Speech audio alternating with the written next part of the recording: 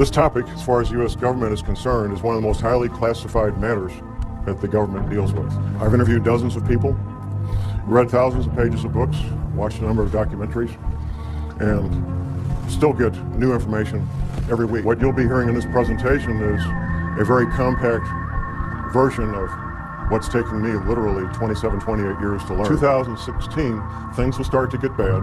Abrupt climate change and rising ocean. Now, what NASA is calling the 10th planet is not the 10th planet we're concerned about. It's the 10th planet that's referred to in the Bible, also called wormwood.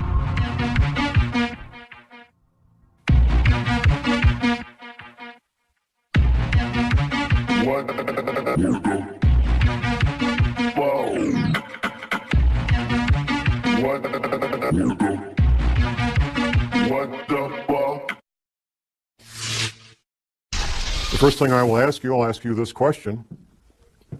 Would the federal government of the United States of America lie to you? That's the response I expect. Laughter. Of course they would. And they have for decades. Because of what I do and what I do professionally, I interact with people involved with law enforcement, including the FBI. I was working on a project with a couple of FBI agents, and we're having lunch one day, and we'd gotten to know each other a little bit. And I thought, well, I'll ask this guy the question. What happened with John Kennedy when he was shot? Now, the man I was asking this was not just a run-of-the-mill FBI agent. He was a supervisory level FBI agent. Within a few years of retirement, he's now retired. And I kind of put him in a box because if he told everything he knew, he was jeopardizing his career and his pension. But if he said, John, the Warren report was exactly accurate, then I would know that he was a nutcase, because nobody believes the Warren report. So here was his answer. It's a very creative answer. This is from a supervisory level FBI agent regarding the Kennedy assassination. His answer was 2 words: creative forensics. Now, that let me know that he knew. What every person who's looked at it carefully knows is that the Kennedy assassination was not what we've been told it is. A couple of personal things when it comes to secrets and how military intelligence knows about things before they happen. First week of May, 1967. I'm 19 years old. I'm in a military intelligence school, and I got assigned for a Sunday morning, what they call dining room orderly. My assignment was to be in the officers' mess where they serve breakfast on Sunday morning, stand at parade rest, and whatever the colonels and the majors wanted, if they wanted coffee, I go get it. If they wanted toast, I go get it. Stand there at parade rest, eyes straight ahead, and just wait on the officers. One colonel's talking to another colonel. Now, this is military intelligence school, and these are field grade officers in military intelligence. First week of May, 1967. One colonel says to the other colonel, you know, those Golan Heights are going to break loose any day now. First week of May, 1967. What happened 4 weeks later? The 6-Day War. Yeah, they knew. They knew. Fast forward just a few months, September 1967. Now, I see some folks in here old enough to remember the Tet Offensive of 1968 in Vietnam, end of January 1968, which took place only 2 months after General Westmoreland gave his famous light at the end of the tunnel speech to a joint session of Congress, December 1967, where General Westmoreland told the joint session of Congress that Viet Cong were defeated on the battlefield, can no longer mount a credible offensive. I get to Vietnam in 1967 in September. By the end of September, I knew about the Tet Offensive at the end of January 1968, 4 months before it happened, 5 months before it happened. I knew about it, and I was getting ready for it. Everybody else found out the last week of January 1968. You better betcha, the people in military intelligence, they know about things before they happen. I know about things before they happen, even now, because I've maintained my contacts inside military intelligence. What you're going to learn today is known by the major world governments. I doubt the president of Zimbabwe knows what we're going to talk about, but the heads of England, Canada, United States, Russia, China, they all know, and they're making preparations. The Vatican knows, and I have some local connections there that I know about the Vatican and what they're doing. The Fortune 100 companies, they're getting ready and being prepared. My first-hand awareness began in year 2000. 2 different men, friends of mine, they were both researchers. They approached me and they said, John, there's this thing that's going to happen. We're not sure about the date, but it's going to happen. When it does, there's going to be abrupt climate change. There's going to be 200-mile-an-hour The winds. growing threat of There's gonna be climate massive tidal change winds. could And I define the said, yeah, contours sure, of this give me a century break, more you know. dramatically than any other. But I knew these men well enough that I trusted what they told me, and I went to a confidential source and I said, check this out. I need to find out if this is true. And my confidential source, a friend of mine, he says, oh, John, that's silly. That can't be real. But he trusted me and knew me well enough to check it out. He gets back with me a few weeks later. And he says, John, it's exactly what you said it is. It's coming. It's going to hit us. It's going to hit us hard. And it's going to be 200-mile-an-hour winds. There's going to be massive tidal waves and earthquakes and all the rest of all the things that you said.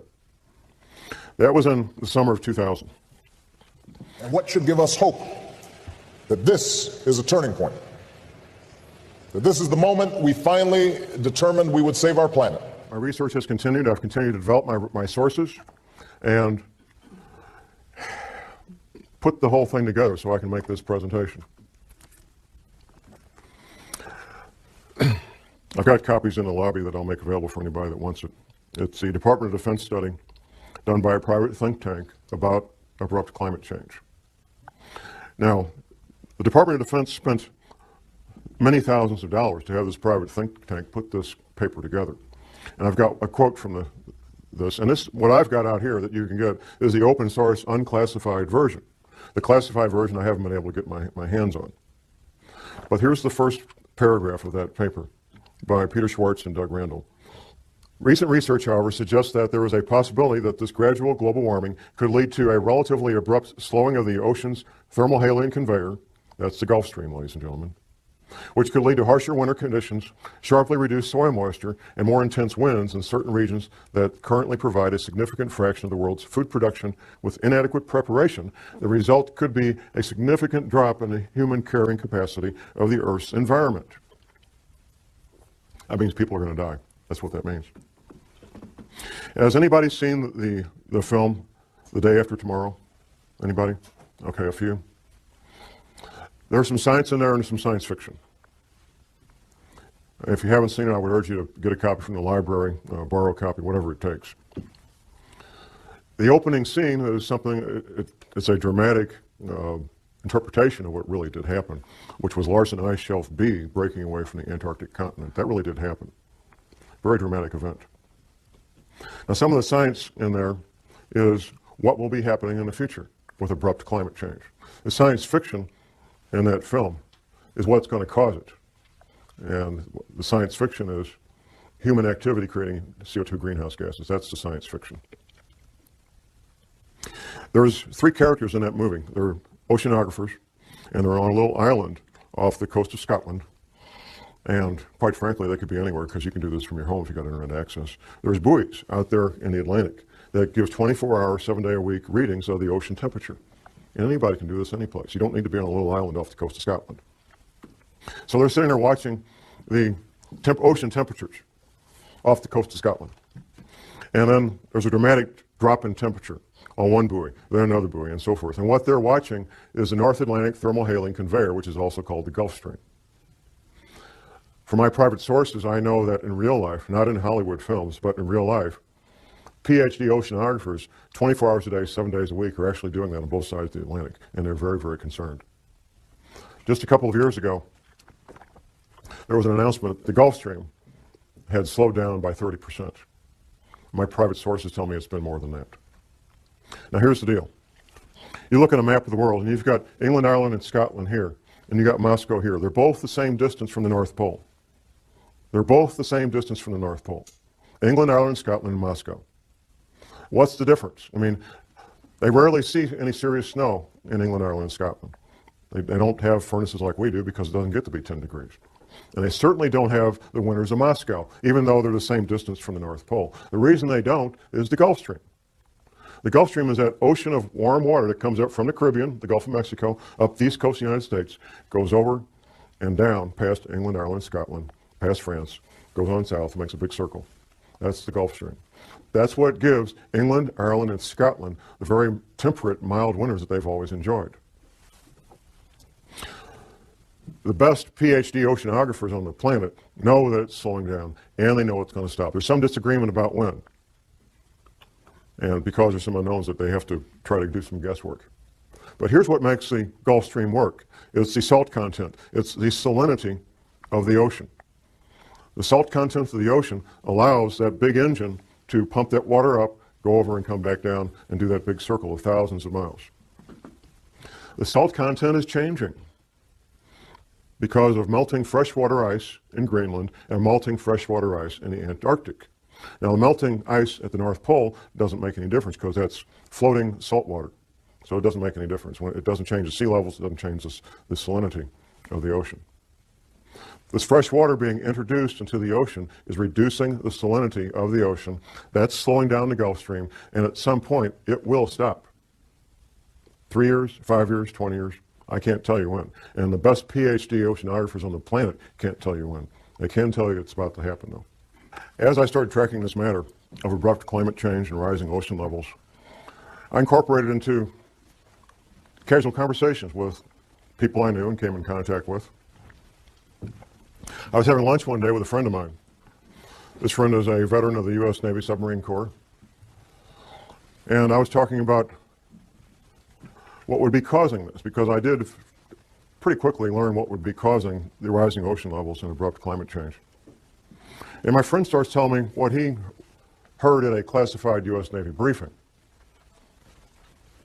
And he went on about how the Navy had told everybody in the Submarine Corps about rising ocean levels and what that would mean, and why Navy retirees should consider moving to the Arkansas, Missouri Ozarks, because the Navy was telling, and is still telling these men, that the Arkansas, Missouri Ozarks are one of the known safe havens when all these events take place.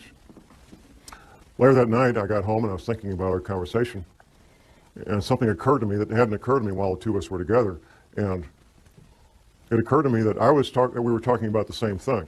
I was talking about the cause, and he was talking about the effect. At that point, I also remembered a map that a patient of my wife's a chiropractor, had brought in and showed my wife back in the mid-'80s, of what North America would look like after the oceans rose to their new levels. Now, at the time, I thought, this lady needs a tinfoil hat real bad. That's the only thing I could think of. It was a beautiful full-color map done by a psychic. But I always remembered the map. I have a very good memory about things that I choose to remember. And I thought about this map, and I called my friend on the phone, and I said, I got this map. I want to send it a copy of it. I got a little copy I found on the internet, 4 by 4 inches. So I sent it to him by email. And my friend looks at it, and he says, well, from the Rocky Mountains east, it's very accurate compared to what the Navy showed us, with one exception. Wisconsin's gone on the Navy's map. Wisconsin is still there on Scallion's map, Gordon Michael Scallion, well-known psychic. And from the Rocky Mountains west, it's not even close to what the Navy says, not even a little bit close. So I went ahead and ordered a copy of Scallion's map, a full-size version of it, and I get together with my friend, and he goes over the entire coast of the United States, East Coast, Gulf Coast around Florida, down to Texas, West Coast on up to Washington. And he shows me in great detail where the Navy said the new shoreline was going to be. He also told me that the East Coast would take damage up to the Blue Ridge Parkway. Now, the Blue Ridge Parkway runs north-south on the east side of the Appalachian Mountains, about 100 miles from the coast. Now, you have to keep in mind, this is not John Moore. This is U.S. Navy in classified briefings telling these men what would be happening in the future. Since talking to my friend, I've also interviewed 3 more Navy veterans. One was an officer in the Submarine Corps. Another was an intelligence officer from another service assigned to the Submarine Corps for a 3-year tour of duty. And the third guy was a Navy veteran. 4th guy, actually. A friend of mine, he's a college professor, and I was at his college class on international relations giving a presentation on terrorism. The other presenter was this former intelligence officer. So we finish our presentation to college students on terrorism, and we go to a pizza place in Rolla. And there's 4 of us.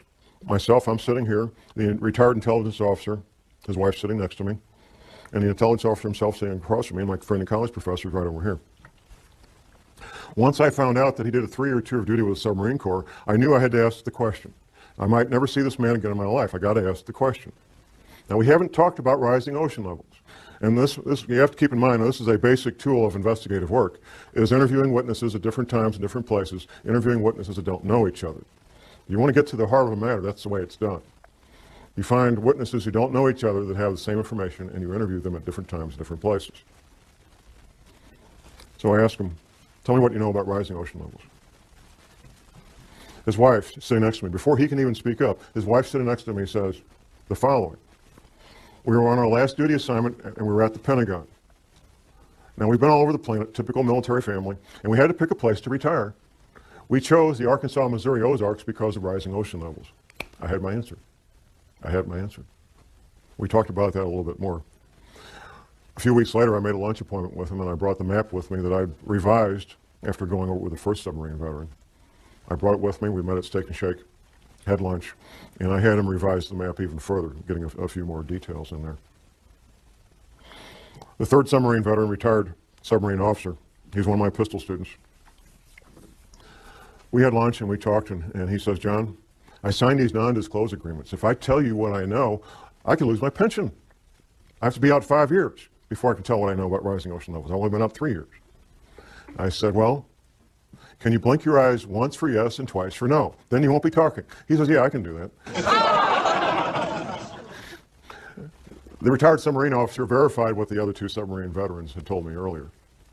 Word for word, detail for detail. And he also, this is the third man who had chosen the Arkansas, Missouri Ozarks for his retirement home.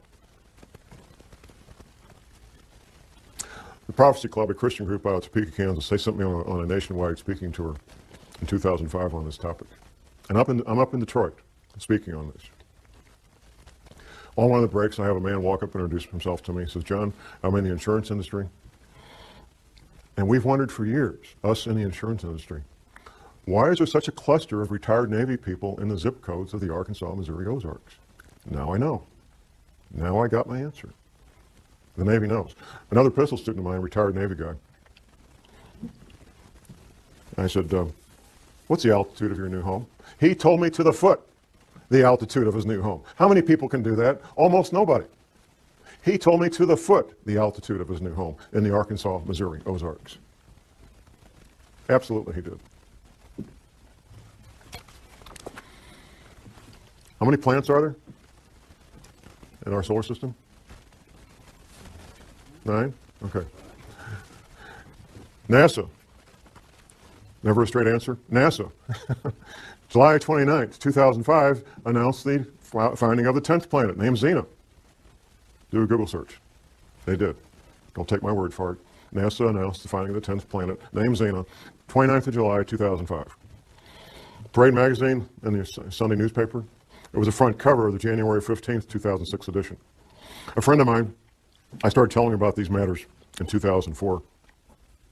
After the NASA press announcement in July of 2005, he calls me up and he says, John, you're not crazy. There really is a 10th planet. NASA said so. I said, thank you very much.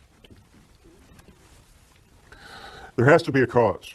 And this is something, quite frankly, we don't need to address it, but we will address it.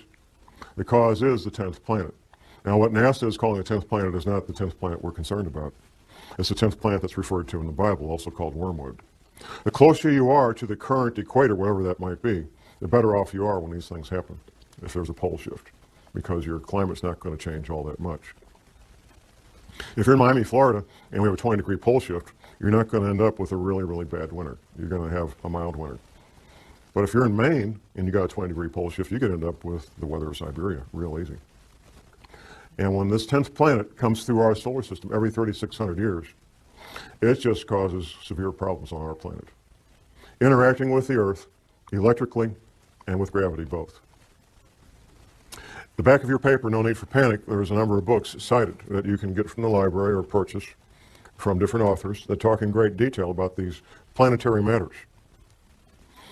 Professor James McCanning, who is a credentialed scientist, has written a number of books on this. He's a real astrophysical scientist, and he knows about this stuff. I'm a private detective and a researcher. I'm not a scientist. But I can tell you what the scientists say, because I've read their books. And I can tell you what Dr. Velikovsky said, because I've read his books. And I can tell you what the Bible says, because I've read the Bible. And all these things are true, and all these things are in the process of happening right now. It took me a while to figure this out for the following reason. All these Navy veterans, they were all told about abrupt climate change and rapidly, violently rising ocean levels. And I was trying to figure out, and I finally figured out in the past 12 months, where is all this water going to come from? Because the men that I was interviewing, they were in the audience, like you guys. They weren't the scientists. The Navy just told these men in these classified briefings what would be happening. They didn't tell them how or why. They didn't need to know. They told them what would be happening. They told them that these oceans would become violent and have massive, violent tidal waves that would wipe out all areas near the coast. Up until last year, I was thinking, oh, melting ice at Antarctica, melting ice at Greenland. But how could it melt that fast? Well, it can't melt that fast, even with what we're going through. It turns out the answer was right in front of me all the time. There's a quote from Velikovsky that I'll be reading here in a moment when we get to it. It turns out that the knowledge is something all oceanographers know, and a lot of people in geology departments in every university knows. There is a bulge of water at the equator. Now we're talking about sea level here. Sea level is measured at Cornwall, England. It's a couple hundred years ago, England was kind of running things when it came to oceans, and they got to pick where to measure sea level, and they measured it at they got a big rock. There's a line there. That's sea level. It turns out that sea level varies as much as 494 feet up and down from that rock in Cornwall, England. Now that's like a 50-story building. I mean, it's a lot of water. And there's a bulge of literally millions of cubic miles, 1 mile by 1 mile by 1 mile, cubic miles, millions of cubic miles of water bulge at the equator of this planet. It wasn't common knowledge for John Moore, I found out. It's not common knowledge for most people. It's held in place by two things, the rotation of the Earth and gravity. Anything that changes our true north, our pole, by more than just a couple of degrees will cause that water to be disrupted. And there's a technical term for it, slosh. And there's records locked up in bones and stone of this having happened in the past. Velikovsky talked about it extensively in his books. Talk a little bit about this water damage. You have a map in your handout. Now, from Washington, D.C. to Boston is basically one big city. Since World War II, that's what it's become. One big city. All that's going to be gone. Going down the coast to Atlanta and down to Florida. Florida, the highest point in Florida is on the Panhandle, 55 feet above sea level. Florida's finished, except for a small part of the isthmus, maybe. And that's a big maybe. Gulf Coast, Alabama, Louisiana, Mississippi are pretty much going to be gone. In fact, the new mouth of the Mississippi will be at the current Arkansas-Louisiana state line, a couple hundred miles up from where it is right now. Going down around the coast of Texas, Texas will take damage about 100 miles inland.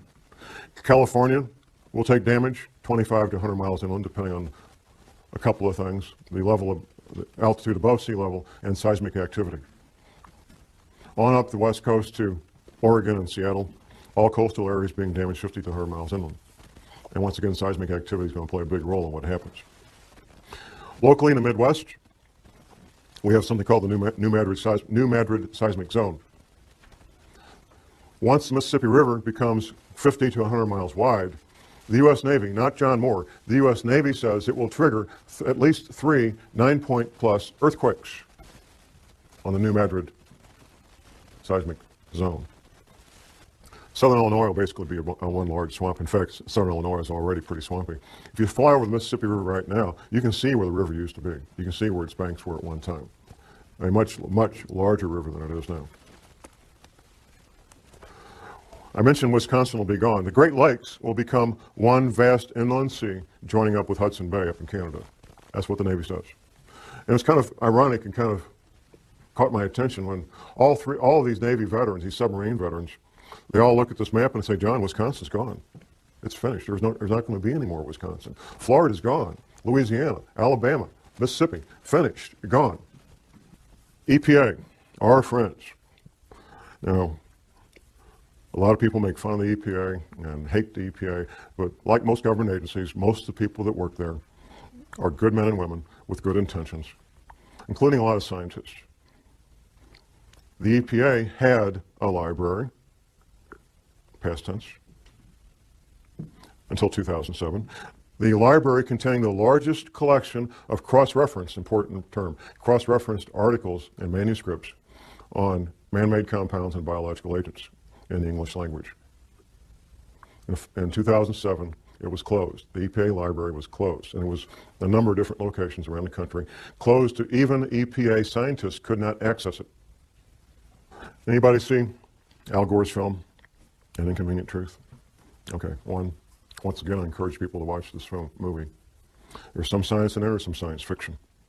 The science is about what will happen in the future, abrupt climate change and rising ocean levels. The science fiction is what's causing it. It's not man-made greenhouse gases, like he says. That's a distraction. And that tactic was decided on many, many years ago, sometime in the late 70s, early 80s, that they would use that as the pretext to keep people thinking things are going to be okay. The science leaves out something, and the science fiction adds something. Al Gore gives a timeline for when these events are going to happen. Abrupt climate change and rising ocean levels. The timeline that Al Gore gives in his movie is the same timeline that the federal government gives out through the NASA Goddard Space Flight Institute. Say that fast 10 times. The NASA Goddard Space Flight Institute, which the Queen, Her Majesty, visited last spring when she was in this country, by the way, because she's got taking a sudden interest in science. Jim Hansen is the director of the NASA Goddard Space Flight Institute, and the timeline he puts out and the timeline Al Gore puts out is the exact same timeline, and here it is. It's kind of clever what they did in the movie, the way they said it. But in 2016, things will start to get bad, abrupt climate change and rising ocean levels. Exact same timeline put out by the federal government through NASA. NASA is part of the military, by the way. If you notice these space flight shuttles go up, Captain this, Lieutenant that, Colonel, I mean, it's the military. It's always been the military. That's the official timeline put out by the federal government. Now, the real timeline. I found out through my confidential sources what the real timeline is, and I found out why they're doing what they're doing right now, moving the CIA from Langley, Virginia to Denver right now. These relocations, which you could call evacuations, are due to have everybody who's part of continuity of government planning. It's not all federal employees. If you work for Health and Human Services, you're toast. There's no place waiting for you in Denver. People in the intelligence agencies, people in certain parts of the military, not all the military. The scientists, the engineers, the doctors that they want to have in these shelters when everything breaks loose. That's who's being relocated, that's who's being sent to these shelters. These shelters are literally hundreds of millions of your tax dollars where people can live and work and have hot showers and pizzas and video movies for years without ever leaving the place and be quite comfortable. There's other things that could be happening in the next couple of years.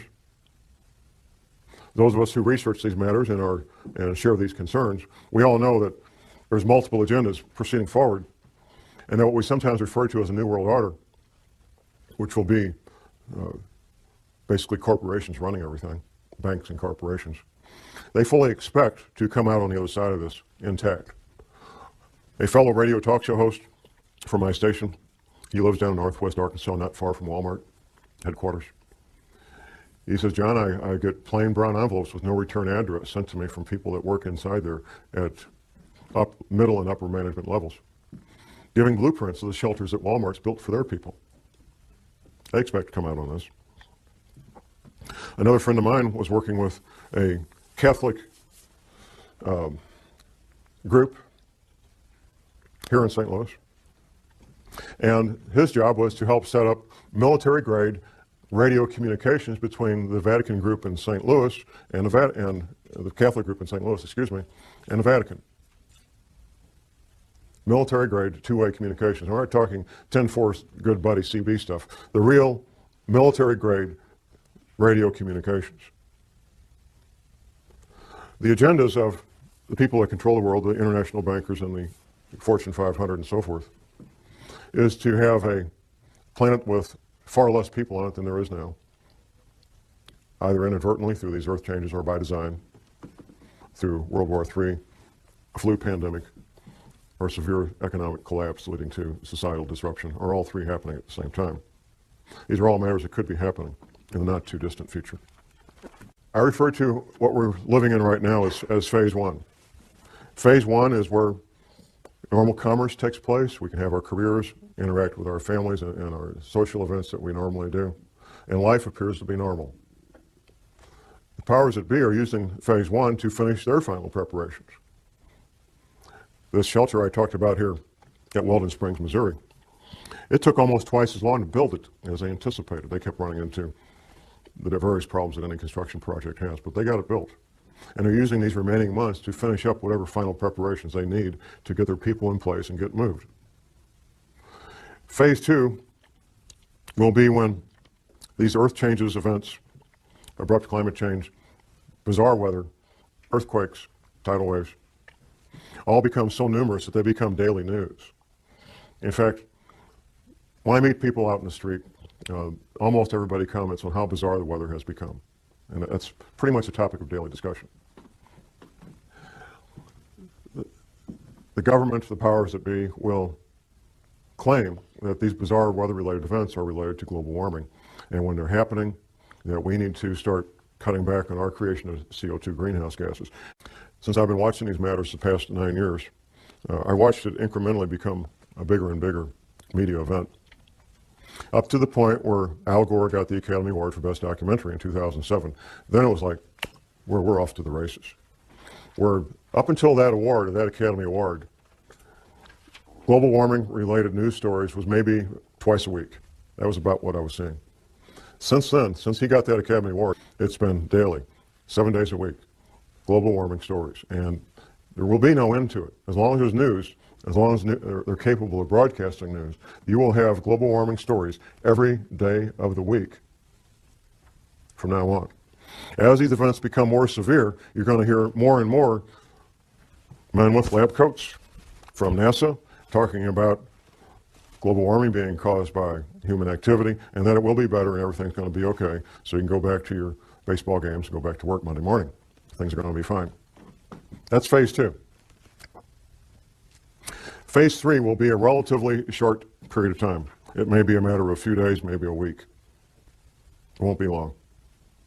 At some point, people will realize that things are very strange and very dangerous, and they'll start doing things they normally wouldn't do. Say, for example, you're a professional, self-employed, or you have several people working for you. Half the people in this country work for small businesses. Many of the owners of those businesses are financially well off that they could lock the door and never go back. They love what they do, and that's why they go to work every day. I've heard a number of people tell me, they say, John, the government doesn't want to create panic. That's why they're concealing this. No, the government's not concerned about panic. What the government's concerned about is business owners making very rational, very logical decisions that I'm locking the door and I'm out of here. No panic whatsoever. That's what they're fearful of, because that would shut down the economy if enough of them did it. They want to keep these people in the dark as long as possible. Most men, and it's mostly men because of the nature of the work they do, some women, who know about what we're talking about today, just simply go about their lives and keep quiet about it. They're not public speakers. They take care of their family, they take care of themselves, and the rest of you are on your own. What I bring to the table is public knowledge of what's a very well-kept secret. Phase four will be the end of the world as we know it. Once these oceans come up, the infrastructure that supports normal human activity will be wiped out. Take, for example, shipping, ocean-going ships. The bulky, heavy products of the world, whether it's grain or petroleum products or coal or lumber, is all moved by ship. Ships that go in and out of seaports. When the seaports are underwater, all that stops. It's finished. It's over. That's just one small example of what we're looking at in the future. The housing where 100 million people live will be damaged and or destroyed. The potable water that these people rely on will no longer be potable. The food that they rely on to eat will no longer be available. It will not be a pretty picture. Martial law will be instituted probably before that, which brings to mind these other scenarios I mentioned. Economic collapse leading to social disruption, for example. If things get bad and there's what appears to be a need for martial law related to rioting in the streets over economic collapse, people don't have jobs, can't buy food, people will probably go along with martial law under those conditions because it would appear to be the right thing to do. It would look like a way to get things back to normal, so people will go along with martial law under those conditions. If, however, martial law is instituted because these oceans are coming, nobody's going to pay attention to that. They're going to get out of Dodge. They're going to get out of Dodge. They're going to be gone. And martial law or no martial law, they're going to be gone. If martial law is instituted and there's a lockdown before that, then they'll have a better chance of maintaining martial law. I've lived under martial law for a year in Vietnam. What are you looking at? You're looking at curfews. The curfew could be from 10 o'clock at night to 6 a.m. The curfew could be 24 hours a day. Restrictions of sales of firearms, ammunition, and alcohol. Rationing of fuel, rationing of food, potable water rationing, possibly rationing of electricity. We've seen that in Iraq a lot, depending on what's going on. Martial law is not a fun thing to be part of or live under, even if you're part of the occupying force, because it changes your life. The Navy says, as far as ocean levels, the Navy says these oceans will come up over a period of about 30 days. Once these events get in motion, these water levels, these oceans, these tsunamis, tidal waves will take place over a period of about 1 month. Altitude.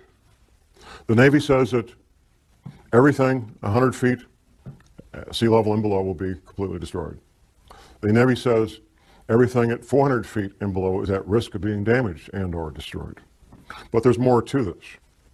There's how close you are to densely populated areas. Now, the Appalachian Mountains, for example, in North Carolina and so forth, would be highly desirable places to be if it wasn't for being so close to literally tens of million people who are going to be hungry and without potable water and without electricity. That's what makes those areas undesirable, even though they will be safe in terms of geology and rising ocean levels. There was a question about money and keeping money and so forth. The American dollar is in severe crisis and is at risk of no longer being the reserve currency of choice for the countries and the major banks of the world. Dollars, if you call dollars money, you would be well advised to maybe be looking at something else for money to store up value for future use, possibly gold coins, possibly silver coins, to store up a lot of value in a compact area, compact space. Before, however, I would get gold coins or silver coins, I think I would look at other aspects of preparedness, and that's why I want to focus on the final part of this presentation is preparedness. So let's look at the stepping stones, the building blocks of preparedness. First of all, and most important, is spiritual preparedness. I'm not ashamed to admit that I'm a born-again, Bible-believing Christian. I know from interviewing and studying what happened in World War II that our American POWs who were incarcerated in POW camps in World War II, our American POWs who had strong spiritual beliefs, were far more likely to survive what went on in his POW camps than those who did not. Eating the same food, having the same medical attention, doing the same work, wearing the same clothes, living in the same buildings. Those who had a strong spiritual foundation were far more likely to survive those conditions. We know that for a fact. It's not my job to tell you what your spiritual beliefs should be. My job is to tell you need to have strong spiritual beliefs, whatever that might be for you. Next comes skills. And there's a lot of skills I'm going to advocate. I'm going to look at my list here so I don't miss any of my list of skills. And then I'm going to come back and read you what Dr. Velikovsky wrote about what might happen. The skills of a farmer, a gardener. You will be growing your own food.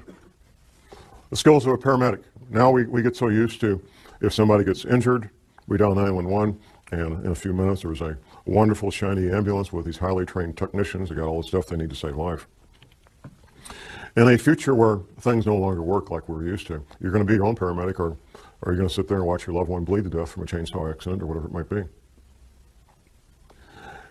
An EMT course is 1 semester at your local junior college, maybe $100, $200. And you'll know more about emergency medical matters than 99% of the people in this country. 1 semester at your local junior college. You don't need to worry about passing a test unless you intend to be a paramedic or EMT. You don't need to worry about taking a test at all. You want to learn the skills, and you want to get a kit equal to your skill level. Now, the paramedic training is 3 more semesters of college on top of that first one. And then you'll have a skill level almost equal to a medical doctor when it comes to emergency medical treatment. The skills of a ham radio operator. Now, I've been in places, I've been in combat, and I know what it's like not to know what's going on. Being able to instantly and effectively communicate with your friends and loved ones, we found this out during Hurricane Katrina, two-way radio communication that you control could mean the difference between life and death. In Hurricane Katrina, it was a matter of life and death for many people. The ability to communicate with their loved ones, let them know they were okay, ask for help, or be able to give help. The skills of a backpacker, being able to carry everything you need on your back, your shelter, your clothing, your hygiene needs. Being able to clean yourself out in the field, prepare food out in the field, and do so in a manner that doesn't make you sick. Being able to take water out of a stream and filter it so you can drink it without getting sick. All the things that a backpacker knows, the skills of a soldier.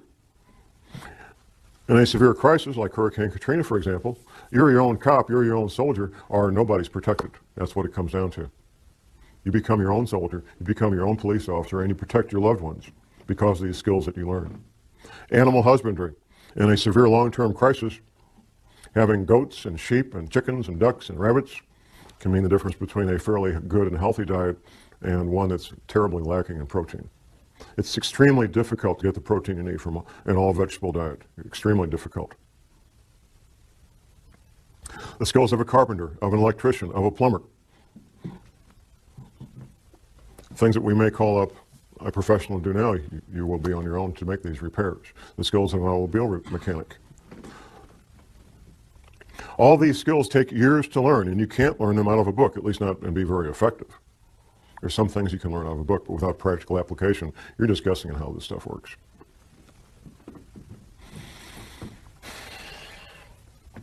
Where do you live? I've had a number of questions during our breaks about where safe areas are. The Arkansas, Missouri, and Ozarks are one of the known safe havens. That's basically the bottom third of Missouri, not counting the Boot Heel, and the top third of Arkansas, not counting northeast Arkansas, that flat area where they grow rice. It's not considered part of the Ozarks. It has altitude. It's well above sea level, averaging 800 to 1,000 feet above sea level, some places a little lower, some places a little higher. A moderate winter, at least for the time being. I hope that continues. Good growing season as a consequence of that. Plenty of water, no shortage of water at all. And distance between where you will be and major metropolitan areas. The two largest metropolitan areas being being St. Louis and Kansas City. A friend of mine, one of the submarine veterans, lives in Mountain Home, Arkansas, very near the Missouri border. He says, John, we have all these people from Chicago moving down here. All these Chicago cops.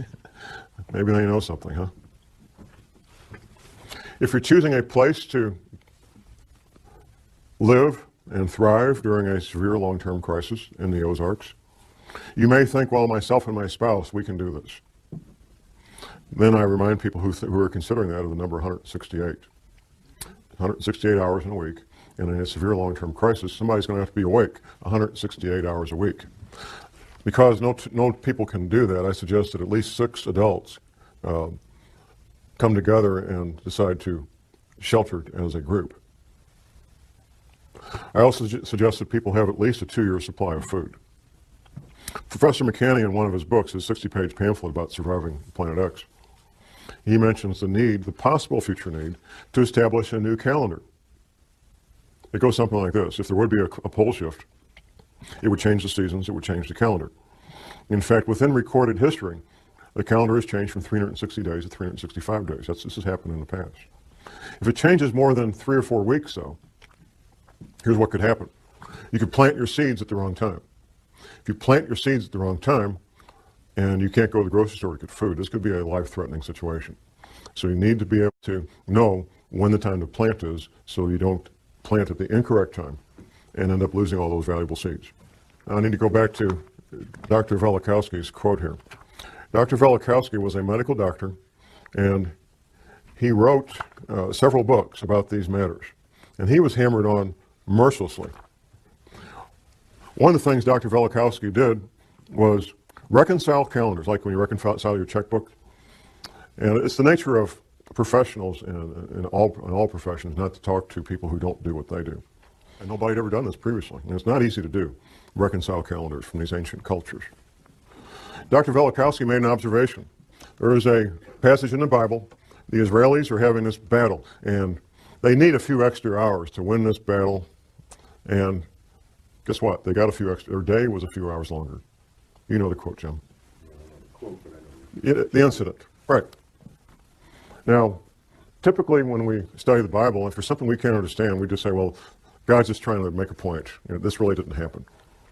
That's what we do. Up until fairly recently, that's what we had to do with the incident with the Israelis fighting this battle. Well, God was trying to make a point that he had the power to do this. It really didn't happen. Well, it turns out we now know scientifically how that could happen, and the only way it could happen. For the Israelis to get 3 or 4 hours more daylight, the only way that can happen is for the planet to roll over in space, giving those extra 4 hours. Here's what Velikovsky said. Well, if the sun didn't set over the Sinai desert when it was supposed to, on that date, and he had the date because the Israelis had calendars and they wrote it down. That's a pretty important deal. I mean, if you're Moses and something important happens, you tell the scribes, hey, write this down. This is important. So they had written records and they had a calendar. Velikovsky said if that happened over the Sinai desert, then the sun must not have come up in China the next morning when it was supposed to come up. And the Chinese had scribes, the Chinese had calendars, and guess what? The sun didn't come up the next morning when it was supposed to. Verifying scientifically the Bible and verifying scientifically what really happened. The Israelis did get that extra 4 hours of daylight, and the Chinese didn't have the sun. Of course, the sun couldn't come up because the planet had rolled over in space. And that's why the Israelis, and God can make that happen. And he did make it happen. Now, Dr. Velikovsky wrote a number of books. Now, I'm going to quote here word for word is a quotation from one of those books. Is titled Earth in Upheaval by Emanuel Velikovsky. Now, what he's doing here is this is one page of one book. One page of one book. He's giving a very compact, highly condensed observation of what happens in a pole shift. Observations based on what he found going around the planet and finding the evidence. It's titled A Working Hypothesis. Let us assume as a working hypothesis that under the impact of a force or the influence of an agent, and the Earth does not travel in an empty universe, the axis of the Earth shifted or tilted. At that moment, an earthquake would make the globe shudder. Air and water would continue to move through inertia. Hurricanes would sweep the Earth, and seas would rush over continents, carrying gravel and sand and marine animals, casting them on the land. Heat would be developed. Rocks would melt, volcanoes would erupt, lava would flow from fissures in the ruptured ground and covered vast areas. Mountains would spring up from the plains and would travel and climb on the shoulders of other mountains, causing faults and rifts. Lakes would be tilted and emptied.